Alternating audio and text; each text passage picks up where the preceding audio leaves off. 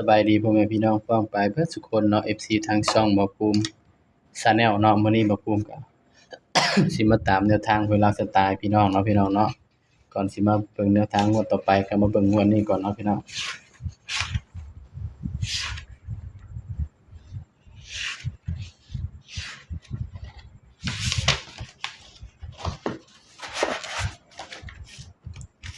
นี่เนาะครับเนาะให้เด่น6กับ7เนาะครับ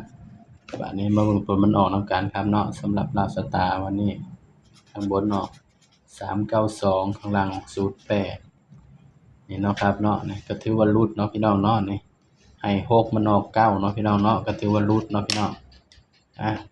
รุดก็คือรุดเนาะพี่น้องเนาะ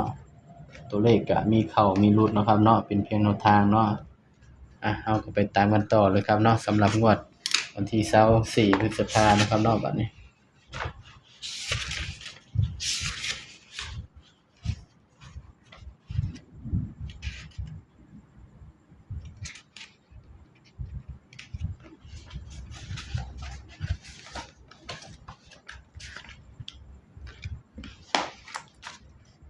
มาตามกันต่อเลยครับ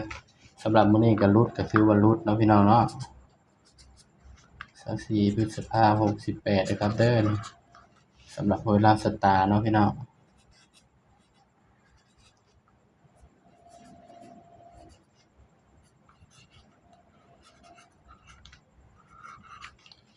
สวยลาวสตาร์เนาะพี่น้องเนาะนี่งวดวันที่24พฤษภาคมเนาะพี่น้อง68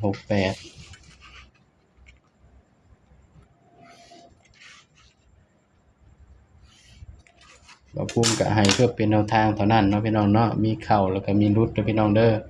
สำหรับเด่นเนาะก็ยังสิมาเบิ่งตัวเด่นนำกันครับสำหรับตัวเด่นเนาะพี่น้องเนาะลาวสตาร์เฮา392สำหรับเด่นเด้อพี่น้องบ่ภูมิก็ให้เด่น5เด่น5กับ6เนาะพี่น้องเนาะนี่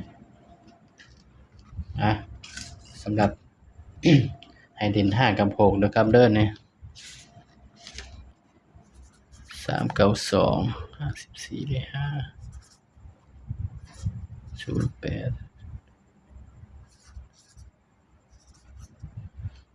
08บัดนี้ก็มาจับคู่นำกันแล้วเนาะพี่น้องเนาะ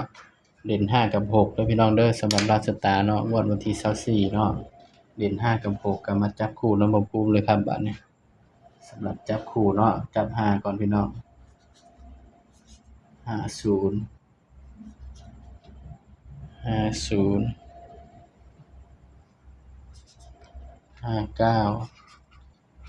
58 57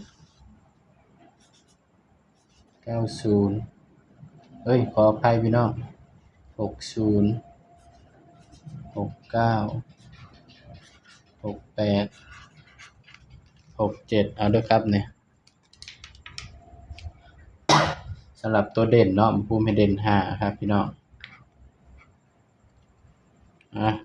นี่ก็เป็นเพียงแนวทางเนาะครับเนาะสำหรับเวลาสตาร์เนาะของงวดวันที่24พฤษภาคม68เนาะครับเนาะนี่